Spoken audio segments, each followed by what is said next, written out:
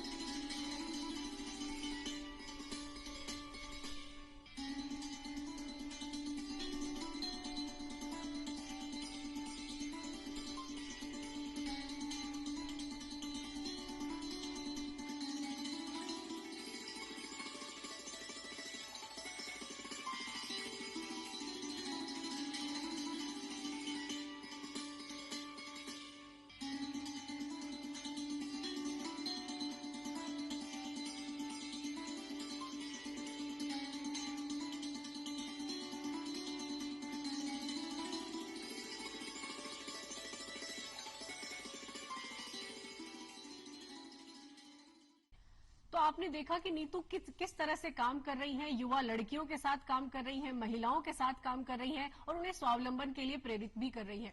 नीतू, आपसे जानना चाहेंगे, आपकी उम्र भी अभी बहुत कम है, आपकी पढ़ाई चल रही है और पढ़ाई के साथ साथ आपने कैसे तय कर लिया कि आपको समाज सेवा में जाना है, महिलाओं के लिए काम करना है और खासकर स्कूल्स के साथ जुड़कर आपको बच्चों को जागरूक भी करना है। ये सोच कैसे आई, कैसे इस काम को शुरू किया आपने? तो मैं सबसे पहले मैं आपको बताती हूँ कि मेरे बचपन से ही मुझे था कि मुझे है ना, क्योंकि मैंने बचपन से मैंने ऐसा ही माहौल देखा है कि जब मैं बचपन में थी, जब मेरी 10 साल की उम्र, 10 साल की थी तो कोई ध्यान नहीं दे देता। मम्मी थी वो खेत पर चले जाती थी, दिन भर हम मेरे दादा दादी के साथ रहते थे। तो ऐसा वो था कि माहौल की हमें कुछ आगे नहीं बढ़ने दिया जा रहा था। यानी कि हम हमारे घर में देखते थे तो मेरे भाई और हम में है ना ऐसे होता था कि उसको प्राइवेट स्कूल में जान दिया जाता था और हमें मुझे गवर्नमेंट स्कूल में दिया जाता, तो वो भेदभाव और वो था। तो मेरे मन में आया कि मैं भी एक मैं भी आगे बढ़ूं, मुझे भी आगे बढ़ना है। हाँ, तो उसके लिए मैंने सोचा कि मैं क्यों ना एक पुलिस ऑफिसर के रूप में मैं काम करूं उनके साथ। भाई मैंने अपना हम जब बच्चे होते हैं तो देखते हैं कि पुलिस ऑफिसर के पास बहुत पावर होती है, वो जो चाहे वो कर सकते हैं, तो शायद वही आपका भी सपना हो गया कि मुझे पुलिस में जाना है। हाँ, जिससे कि मैं यानी कि अपने लिए और दूसरी लड़कियों के लिए काम कर सकूं। वैसे ही मैंने फिर धीरे धीरे इस पर काम करना चाहा। स्कूल में पढ़ा। आपको जब ये घर में जब भेदभाव होता था, जैसे आपने बोला कि भाई को तो प्राइवेट स्कूल में पढ़ा रहे हैं और मुझे सरकारी स्कूल में पढ़ाया, तो क्या मन में क्या आता था कि ये गैर बराबरी होती क्यों है आखिर? तो मुझे लगता था कि ये क्यों, मेरे खुद के अंदर ये सवाल था कि ये क्यों हो रहा है, ये ऐसा क्या है कि हमें आगे नहीं बढ़ने दिया जा रहा। तो मैंने धीरे धीरे जब मैंने अपनी बहनों की शादियां देखी तो मैंने देखा कि ऐसा तो नहीं है कि हम गरीब है, हमारे पास पैसा नहीं है, क्योंकि शादियों में भी पैसा खूब लगा रहे थे और काम तो यानी कि पैसा तो कम है नहीं, तो ये मेरी शिक्षा पर क्यों नहीं लगाया जा रहा। तो मुझे ऐसा वो लगा कि मैं क्यों ना, फिर मेरे धीरे धीरे मैंने देखा कि ये तो दहेज पर इन सब में लगाया जा रहा है पैसा। तो मैंने वो किया, 12th जब पास की तो पास होने के बाद ये जो गो एनजीओ से जुड़े आप? 3 महीने तक जी। उसमें काम किया। उसमें जैसे उसमें था कि क्राफ्ट और एम्ब्रॉयडरी, ये मतलब हुनर स्टिचिंग, सिखाया जाता था वहाँ पर? बहुत सारे ऐसे हुनर सिखाए जाते थे। तो मैंने क्यों ना सोचा, क्योंकि मेरा जो सपना था वो था पुलिस ऑफिसर बनने का, लेकिन मुझे बचपन से उसके लिए कोई परवरिश नहीं थी कि कैसे मैं उसको आगे भाई कैसे बढ़ाऊं। मैंने बचपन से उसके लिए तैयारी नहीं की थी कि मैं कैसे उसको। बहुत अहम बात कह रही है नीतू। देखिए, दर्शक भी देख रहे हैं कि हम हमारे समाज में देखते हैं गैर बराबरी होती है, और ये गैर बराबरी लगभग हर घर का हिस्सा हो जाती है कहीं ना कहीं।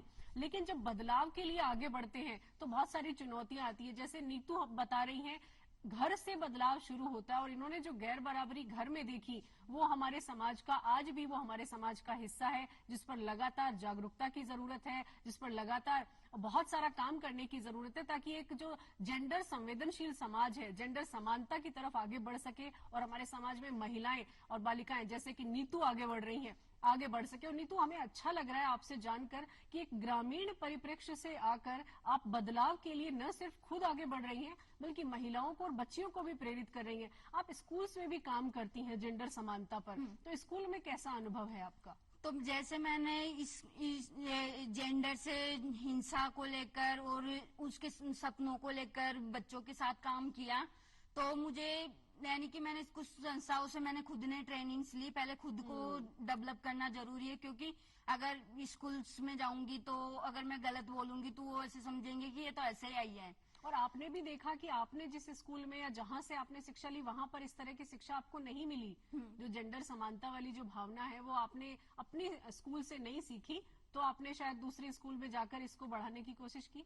तो मैंने जब इन जेंडर पे हिंसा को और सपनों को लेकर लोगों बच्चों में स्कूल्स में जाकर बातचीत की, तो मुझे कहीं ना कहीं ये लगा, खुद को फील हुआ कि क्यों ना ये जो ये शिक्षा है वो बच्चों को बचपन से क्यों ना दी जाए। तो यानी कि उनको अगर उसी टाइम अगर वो शिक्षा दी जाएगी ना, तो बच्चा जो आगे आने वाले जो उसके टाइम भाई उसका जो समय रहेगा तो वो अच्छे से समझ पाएगा। जैसे मेरे साथ हो रहा था कि मैं उस चीज को अब समझ रही हूँ जो मुझे पहले समझ जानी चाहिए थी। तो मैं आज इस शिक्षा नीति से, इस शिक्षा प्रणाली से यही अनुरोध करती हूँ कि बच्चों को उसी टाइम ये शिक्षा उनको उपलब्ध करवाया जाए, जिससे वो भी एक सशक्त इंसान बन सके। मतलब जेंडर समानता की जो शिक्षा है, आजकल तो शिक्षा प्रणाली में ये चीजें चैप्टर जुड़ गए हैं। जो बच्चों की जो पुस्तकें हैं उनमें जेंडर पर, समानता पर, इन पर चैप्टर्स भी जुड़ गए हैं, तो शिक्षा का ये हिस्सा बन रहा है अब धीरे धीरे। आप जैसे महिलाओं के साथ जुड़ती हैं, तो क्योंकि जो बराबरी है वो तो हमारे समाज में हम देखते ही हैं, हर स्तर पर है, महिलाओं के साथ हम देखते हैं। आप जब महिलाओं को इस तरह की बातें करते हुए देखते हैं, गैर बराबरी की बातें करते हुए देखते हैं, और दूसरी तरफ आप उनको स्वरोजगार से भी जोड़ते हैं, तो महिलाओं के साथ काम करने का अनुभव आपका कैसा है? तो जैसे मैंने एनजीओ में शुरू किया था, तो हमारा जो मेन फोकस था उस पे कि वेस्ट से काम वेस्ट से काम करना। तो हमारे लिए सबसे बड़ी पहले चुनौती यही थी कि वेस्ट को कैसे यूज किया जाए, कैसे जो फैक्ट्रियों से कचरा निकलता है कैसे उसको कैसे रिसाइकल करें, उसको कैसे कुछ चीजों में उसको रूप दें। तो इससे दो फायदे होंगे कि एक तो हमारे जो आसपास का जो पर्यावरण है वो स्वच्छ होगा, दूसरा महिलाओं को रोजगार मिलेगा। तो हमने कुछ ऐसी चीजें भी बनाई है, कुछ चीजें ऐसी भी बनाई है जो वेस्ट से है। जो फैक्ट्री में जो ये कपड़ा जो वेस्ट होता है ये उससे बनाया है? जी, उसी से बनाया गया है। जैसे कतरन्स भी बहुत अलग तरीके से होती है, बड़ी लंबी भी होती है, छोटी छोटी भी होती है, तो उसके लिए ये भी उसी वेस्ट मटेरियल का बना हुआ है? जी, बहुत ही खूबसूरत बना है ये। आपके क्या महिलाएं बनाती हैं, उन्हें ट्रेनिंग देते हैं आप इस तरह के प्रोडक्ट बनाने की? हाँ जी। और तो महिलाएं जब ये बनाती हैं तो क्या इनका विपणन भी होता है, मार्केटिंग कैसे होती है इन सब प्रोडक्ट्स की? तो इसके लिए हमारे जो सर और मैम है उन्होंने है ना कुछ कंपनियों को कनेक्ट कर रखा है, नेटवर्क बनाया हुआ है काफी लंबा। तो वो हमें है ना ऑर्डर्स देते हैं। तो इसके लिए हम जैसे ये भी है कि हमारे है ना चीजें ये वेस्ट लैपटॉप बैग्स ये इनमें जो कतरन से छोटी छोटी कतरन से जुड़कर और इसको हम यूज में लेते हैं। तो ज्यादातर काम आपका कपड़े का होता है, कपड़े के प्रोडक्ट आप बनाते हैं, और ये क्या आसान होता है महिलाओं के लिए ये सब करना, या फैक्ट्री में जाके उन्हें करना पड़ता है, या कैसे? क्योंकि महिलाओं के पास घर की जिम्मेदारियां भी होती हैं। हाँ। तो काम कब और कैसे करती है महिला? तो जैसे इसमें है ना, जो हमारे सायो पिंक है वो हमें उपलब्ध कराते हैं ये चीजें कि उनको वो फैक्ट्रियों से लेते हैं। तो हमारे सामने पहले जब हमने फर्स्ट बार शुरू किया था तो फैक्ट्रियों से जो गुटके ये ऐसे खाने की चीजें भी आ रही थी। तो हमने शिकायत की, क्योंकि हम भी ऐसा नहीं हो कर सकते कि भाई कुछ भी डाल के भेज रहे हो। तो हमने कंपनियों से भी बात की इस पर कि हमें अच्छी स्वच्छ कतरन्स भी उपलब्ध करवाई जाए। तो बाद में वो भी हमारी डिमांड्स पूरी की गई। जी, तो इसके लिए आप महिलाओं को ट्रेनिंग में भी आप हेल्प करती हैं, और इसके अलावा जैसे महिलाओं को आप जेंडर समानता पर आप काफी काम कर रही हैं। आपसे पहले जो कार्यक्रम से पहले जो बातचीत हो रही थी उसमें भी यही था कि जेंडर समानता को लेकर आपका मन में भी एक जज्बा है कि समाज में गैर बराबरी क्यों है। तो महिलाओं को इसके लिए कैसे प्रेरित कर रही हैं आप? महिलाओं को यानी कि एक तो होता है कि काम भी हो रहा है, दूसरा उनके साथ समूह में बैठकर बातचीत किए जाए। क्योंकि एक महिला ही ऐसी है कि जो बच्चे की जो परवरिश है उसी के हाथ में, अगर उसी जन्म से उसको बताया जाए कि ना लड़का और लड़की दोनों में समानता लाया जाए, तो शायद एक जो नींव है उसी पर हमने काम कर रहे हैं कि उन्हीं से ग्रुप्स में बात कर रहे हैं बैठकर। तो एक ऐसा अच्छा मौका भी है वहाँ, एक दूसरे से जुड़ाव होता है। एक और अहम समस्या जो महिलाओं की अक्सर देखने में आती है समाज में, कि महिलाओं के साथ हिंसा बहुत होती है। वो गैर बराबरी का ही एक परिणाम है कि हिंसा होती है। तो क्या महिलाएं अपने अनुभव है, या हिंसा पीड़ित महिलाएं भी अगर आती है तो क्या उनको भी आप संभालने में या उनको भी गाइड करने में मदद करते हैं उनकी? जी, तो ऐसी जो महिलाएं हमारे साथ जुड़ी भी हुई है उनको बताया भी जाता है। तो मैं उनको भी यही बोलती हूँ कि एक हिंसा है जो पितृसत्ता ही है जो उसको हिंसा को बढ़ावा दे रही है। तो मैं मानती हूँ कि जो हिंसा का कारण है ना, गैर बराबरी है। दूसरा एक चीज है कि अगर मेरे पास पैसे हैं, मेरे खुद के पैसे हैं, और अगर मैं उसको किसी को भी वो करूंगी कि कोई मेरे से मांगने आया, तो मैं आसानी से तो दूंगी नहीं। या तो मैं मेरे पापा से पूछूंगी या मैं किसी और से पूछूंगी। क्यों? क्योंकि मैंने उनको अधिकार दे रखा है। तो मैं यानी निर्णय लेने की जो शक्ति है वो नहीं होती है अगर आप सक्षम नहीं होते हैं तो। हाँ, बिल्कुल। तो मैं ग्रुप्स में बैठकर बात करती हूँ, महिलाओं को भी ये समझाती हूँ कि जो आप पैसा कमा रहे हो, जो कर रहे हो, वो आप खुद का पैसा है, कैसे भी यूज करो।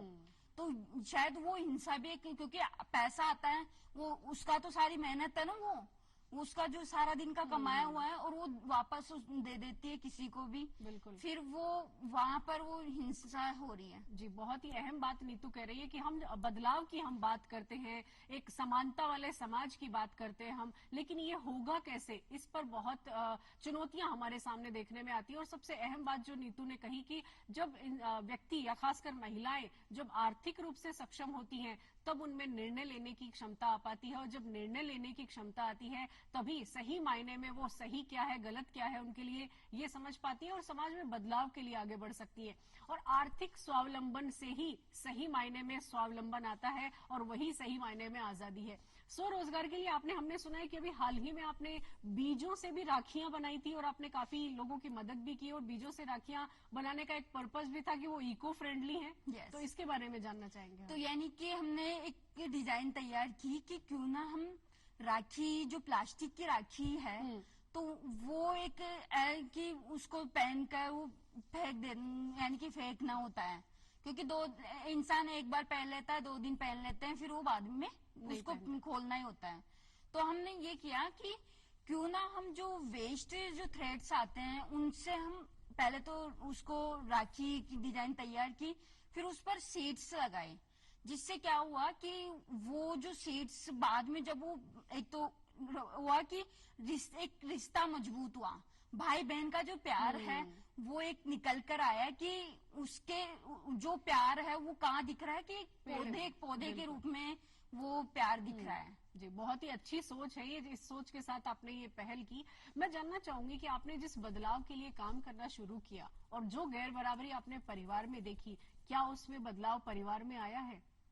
मैंने देखो, कोशिश सब करते हैं, कोशिश को अब हमारे हाथ में है कोशिश करना।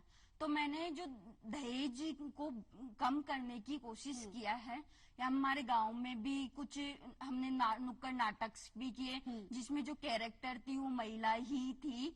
और जो हमने कुछ लोगों से क्वेश्चंस भी उठाए, स्कूल्स में भी किया, स्कूल्स में उनके साथ बातचीत भी की कि दहेज को कम किया जाए उनके साथ। तो दहेज को बंद किया जाए, क्योंकि ये गैर कानूनी है। हाँ, इसको तो बंद ही करना है। कानून बना हुआ है, दहेज लेना और देना दोनों ही अपराध है। पर अभी भी हमारे यहाँ जो सामाजिक परिप्रेक्ष्य है उसमें बच्ची की शादी के लिए हमेशा कुछ न कुछ इकट्ठा करने की परंपरा बनी हुई है। क्योंकि इससे मुझे जो लगता है ना कि इसका क्या हो रहा है कि जो दहेज देते हैं, दहेज देना बुरी बात नहीं है, यानी कि समाज सम्मान देना, लेकिन जब आगे से जो डिमांड आती है वो बुरी बात है। अगर माँ बाप अगर प्यार से अपनी बेटी को कुछ भी दे देता है ना, भाई उसके लिए भाई कुछ भी सामान दे देता है, चलो वो मान लिया कि वो अपने प्यार से दे रहा है, लेकिन आगे से जब डिमांड आती है ना, वो बुरा है, वो गलत है। हाँ, बिल्कुल। तो इसको लेकर मैं वो करती हूँ। और आज मैं दूरदर्शन को थैंक यू बोलना चाहती हूँ कि उन्होंने मुझे यहाँ पर मौका दिया, और सभी को धन्यवाद देती हूँ। तो आज आप युवा लड़कियों की आवाज बनकर इस कार्यक्रम में आई हैं। बहुत सारी युवा लड़कियां ये कार्यक्रम देख रही हैं और प्रेरित होंगी। आपने नुक्कड़ नाटक की जो बात की, मैं उसके बारे में जानना चाहूंगी। जब नुक्कड़ नाटक, और वो भी ऐसे ज्वलंत विषय पर जब आप नुक्कड़ नाटक करने जाते हैं, तो समाज के लोग कई बार इसकी आलोचना भी करते हैं कि ये क्या करने आ गए गाँव में, ये सब क्या हो रहा है। तो ऐसा कोई सामना करना पड़ा आपको? जी, तो मैंने है ना कुछ ऐसे जब समूह में बैठकर दहेज के बारे में बातचीत की, तो कुछ लोगों से मेरा सवाल, कुछ लोगों ने मुझे बोला भी कि क्यों कर रही है भाई। लोग यानी कि लोगों ने, बहुत सारे लोगों ने मेहनत की, इस पर बंद करने की कोशिश की, वो नहीं किया। लेकिन मैं आज उन्हीं लोगों को मैं ये बताना चाहती हूँ कि मैं आज जो यहाँ आई हूँ, तो मैं कैसे मैंने किया है कुछ काम, और मैं इसके लिए मैं यहाँ दूरदर्शन को भी थैंक यू बोलना चाहती हूँ, यहाँ आप सभी को थैंक यू बोलना चाहती हूँ। और मेरी सभी से निवेदन, हाथ जोड़ के निवेदन है कि अपनी बेटियों को शिक्षा में महत्वपूर्ण दो, उनको आगे बढ़ाओ, और जो दहेज प्रथा, जो दहेज देने की जो कुरीति है, उसको कम किया जाए। बिल्कुल, आप नीतू बहुत अहम बात आप कह रही हैं। देखिए, दहेज प्रथा गैर कानूनी है, समाज में कानून बन गया है।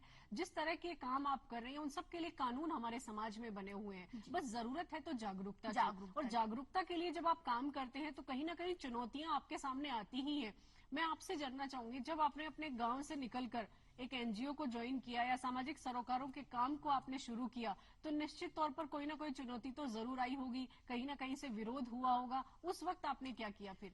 तो जब मैंने एनजीओ शुरू किया, तो मैं जब एनजीओ से और मेरे घर से जो दूरी है वो बहुत ऐसे पास है, तो मैं जब एनजीओ जाती थी तो बहुत सारे जो दुकानें होती थी उनसे गुजरना पड़ता था। तो वो जो लोग कमेंट्स करते थे हमें कि ये बड़ी आई निकल जा रही है, ऐसे ही भाई कमाई करने जा रही है मैडम चली, ऐसे हमारे समाज की तरफ से हमें कमेंट्स किए जा रहे थे। लेकिन मैं उनको मैंने उनसे डरा नहीं, क्योंकि मुझे करना था। और मैंने आज जो मुझे कमेंट्स कर रहा था, उसी इंसान से मैं काम भी करवा रही हूँ। आज वो नीतू जो बात कह रही है, हम दर्शकों से कहना चाहेंगे, यही वो बदलाव का जज्बा है जो हर लड़की में अगर आ जाए तो बदलाव मुश्किल नहीं है। देखिए, चुनौतियां तो आती हैं, लेकिन चुनौतियों का सामना हम कैसे कर रहे हैं ये हम पे निर्भर करता है। नीतू, आपने उस वक्त ये नहीं सोचा कि अगर कुछ ज्यादा नुकसान हो गया मेरा तो, या लोग मुझे विरोध कर रहे हैं, मेरे परिवार वालों ने मेरा साथ नहीं दिया, तो ऐसा कुछ विचार नहीं आया मन में? आया तो था, लेकिन एक तो ये भी था ना कि सपना कुछ करना भी है, और दूसरा है कि या तो इस जगह रह जाओ इनकी बातों से, क्योंकि लोगों का काम है कहना। बिल्कुल, कुछ तो लोग कहेंगे, लोगों का काम है कहना। तो उनको तो अब उनकी कितनी सुने। उनको तो चाहे हम अगर अच्छा भी करेंगे तो भी वो करेंगे, बुरा कुछ कर लिए तो भी मजाक उड़ाएंगे। तो उनसे कैसे रुके। तो मुझे तो जो मेरा लक्ष्य दिख रहा था, मुझे जो काम करना था, उस पर मेरा माइंड फोकस था। जो हो रहा है वो होने दो।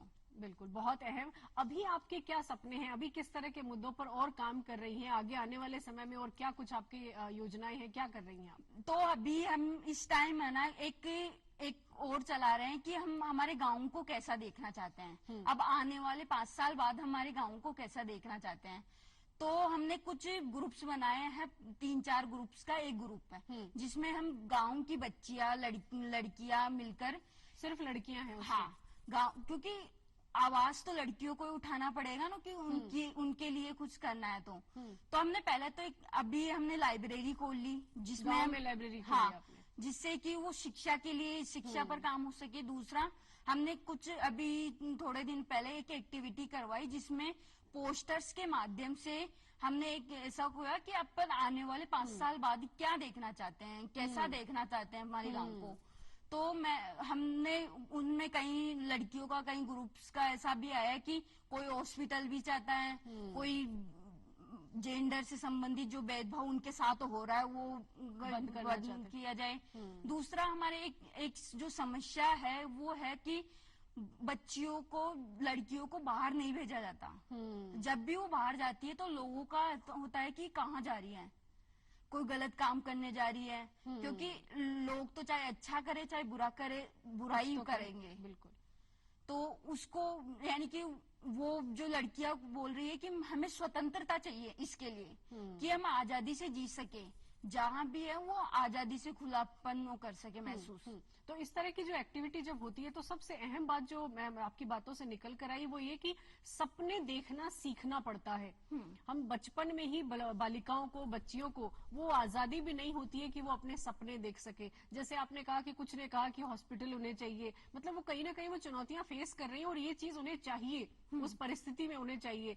जेंडर गैर बराबरी जो है हमारे यहाँ पर वो बहुत अहम है। सारी जो समस्या है वो वहीं पर गैर बराबरी में ही छिपी हुई है।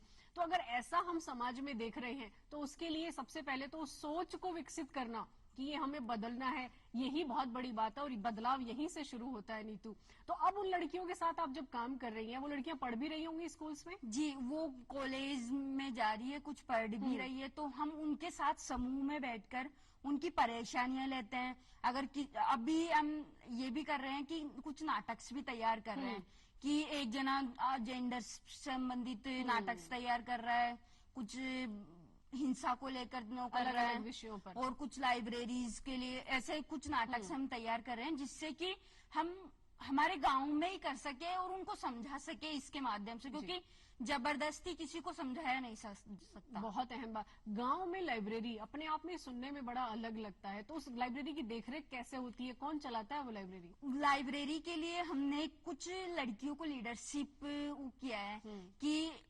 जिम्मेदारियां दे दी कि अपनी लाइब्रेरी है, अपना काम है, तो कुछ किसी ना किसी को संभालना होगा। तो इसके लिए हमने उसमें लोगों को एक लड़की को हमने लाइब्रेरी में से जो बुक्स जाती है तो उसका रजिस्टर मेंटेन करना सिखा दिया, और किसी को उसके लिए जो फंडिंग। और क्या चार्जेस भी होते हैं लाइब्रेरी में पुस्तकें पढ़ने का? नहीं, उसके लिए नहीं, लेकिन लाइब्रेरी में जो भी पुस्तकें आएगी तो उसके लिए तो फंडिंग्स चाहिए ना, तो वो कैसे होगा?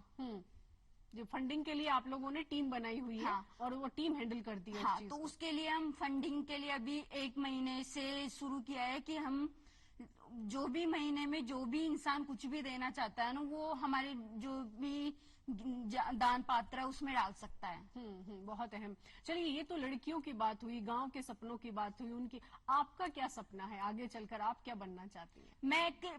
मैं चाहती हूँ कि मैं ना एक आत्मनिर्भर बनूं, और मैं अपने अंदर, यानी कि कुछ ऐसा लोगों में जो समानता है, जो जेंडर भेदभाव है, उन चीजों को खत्म करके और खुद को वहाँ पर सक्षम सक्षम बना सकूं। अच्छा, आप जिस गांव में रहती हैं उस गांव का कैसा सपना देखती हैं? वो गांव कैसा हो आपका? तो वहाँ पर जैसे मैंने आपको बताया था पोस्टर्स हमने अच्छा, जैसे वो अपने ही गांव में आप कर रही हैं? हाँ, अपने ही गांव में कर रही हूँ कि जैसे पोस्टर्स पे हमने यानी कि ग्रुप्स में ही देखा कि कुछ किसी ने हॉस्पिटल्स किया, किसी ने स्वच्छता को लेकर की कि हमारा गांव में स्वच्छता होनी चाहिए, क्योंकि हमारे इस गांव में कॉलेज भी नहीं है, कॉलेज हमसे दूर पड़ता है, तो दूरी के कारण भेजते नहीं है, जाने ही नहीं दिया जाता गाँव में, तो वो भी एक मेन मुद्दा है।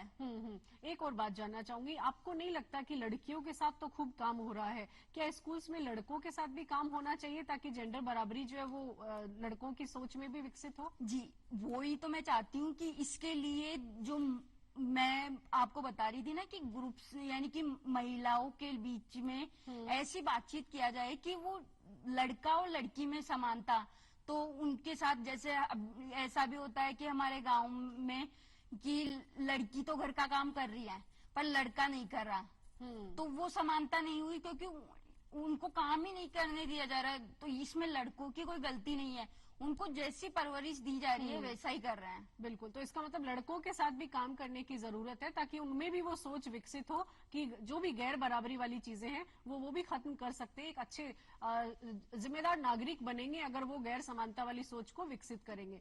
नहीं तो जाते जाते यंग जो बालिकाएं हैं, युवा बालिकाएं, उनके लिए क्या मैसेज देना चाहोगी कि अपनी वो सोच कैसी बनाए? तो मैं आने वाली जो युवा लड़कियों के लिए या जो लड़के और लड़कियों के लिए यही देना चाहती हूँ कि वो एक सक्षम नागरिक बने और वो अपने लिए कुछ अपने लिए तो आवाज उठाए। हर लड़का और लड़की में हनुमान बसा हुआ है, लेकिन उसको जगाने वाला कोई नहीं है। अगर उनको जगा दिया ना तो उसके लिए सबसे पहले लोगों को यानी कि जागरूकता लानी होगी उनको वो करने के लिए, और हर लड़की और लड़कों को एक आत्मनिर्भर बनना पड़ेगा। बिल्कुल, अपनी सोच को खुद उनको बदलना होगा, खुद को विकसित करना पड़ेगा। तो बहुत ही अहम बातें आपके साथ रही।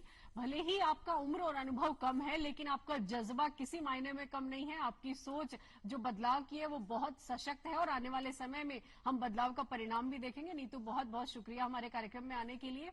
तो हमने नीतू से जितनी भी बात की, एक बात सामने आई हमारे कि बदलाव की जो शुरुआत है वो खुद से होती है, और गांधी जी ने भी कहा है कि जो बदलाव आप औरों में देखना चाहते हैं वो बदलाव आप खुद बनिए। नीतू से बात करके हम तो इंस्पायर हुए, आप कितने इंस्पायर हुए हमारे कार्यक्रम के जरिए आप जुड़कर हमें बता सकते हैं। आज का कार्यक्रम बस इतना ही, फिलहाल हमें इजाजत दीजिए, नमस्कार।